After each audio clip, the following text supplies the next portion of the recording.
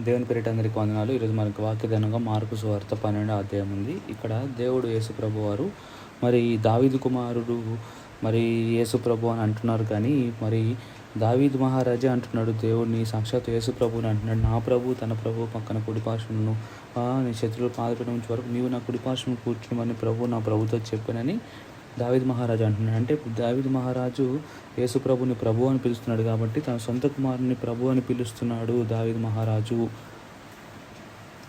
అంతే, యేసు ప్రభుని ప్రభు అని పిలుస్తున్నాడు. ప్రభు తన సొంత కుమారుని ఎవరు ప్రభు అని పిలవరు కాబట్టి సో యేసు ప్రభు అనేవాడు దావీదు కుమారుడు కాదు. అంటే దావీదు కుమారుడే ఈ లోక సంబంధం చూస్తే, కానీ దావీదు వంశం వాళ్ళ నుంచి వచ్చినట్టు. కానీ నిజంగా చూస్తే కనుక యేసు ప్రభు వారు దావీదు కన్నా ముందున్నాడు.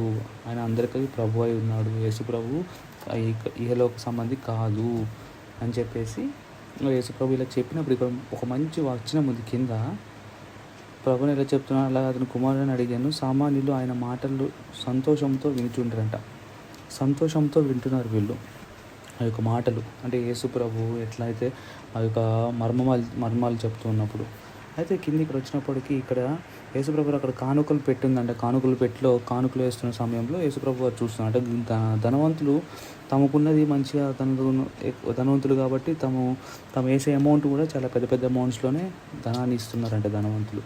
అయితే ఒక ముస్లాం అంటే తనకున్న ఒక 2 దీనారంలే 2 రూపాయలే వేసిందంట. అయితే ఆ 2 రూపాయలే వేసింది చాలా తక్కువ వాళ్ళతో పోల్చుకుంటే. కానీ యేసుప్రభు అంటున్నారు ఆమె అందరికన్నా ఎక్కువ వేసిందని. ఎందుకంటే తనకున్నది అంతా వేసిందంట. వేరే వాళ్ళేమో తనకున్న దాంట్లో కొంత వేశారు, కానీ ముసలావిడ మాత్రం ఈమె మాత్రం ఏం చేసింది, తనకున్న ఆస్తులు అన్నిటిలోనూ మరి తనకున్న మొత్తం వేసేసినారు దేవుని కొరకు. సో ఈ విధంగా మరి మనం కూడా మన జీవితంలో సంపూర్ణంగా దేవుడి పట్ల విధేయత కలిగి చూపించే వరకు ఉండాలి. ఈ విధంగా మనం దేవుడి పట్ల సంపూర్ణమైన విధేయత చూపించడం అంటే ఇదే విధేయత. సంపూర్ణమైన విశ్వాసం అంటే ఇలానే సంపూర్ణమైన విశ్వాసం. సో దేవుడు మరి ఈరోజు మీరు మాట్లాడుతారని నమ్ముతున్నాను. మీరు దేవుడికి ఇచ్చే విషయంలో వెనకాడబాకండి. దేవుడు తిరిగి మనకు ఇస్తాడు.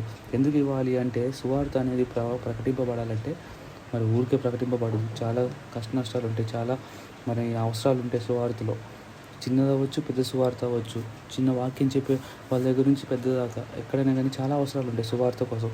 సో అవసరాలన్నీ మరి మీట్ అవ్వాలంటే ఖచ్చితంగా డబ్బుతో సహాయం కావాలి. కాబట్టి అందుకని దేవుడు అంటున్నాడు, నా నుండి ఎవరైతే విత్తుతారో వారికి నేను మరి అత్యధికమైన పంటనిస్తా అంటున్నాడు దేవుడు. కాబట్టి మీ సంఘాల్లో కానీ చిన్న సంఘాలకు కానీ చిన్న పాస్టర్లకు కానీ ఎక్కడైతే అక్కడ కానీ మీరైతే విత్తనాలు విత్తండి. దేవుడే మరి తిరిగి మీకు మంచి పంటని ఇస్తాడు.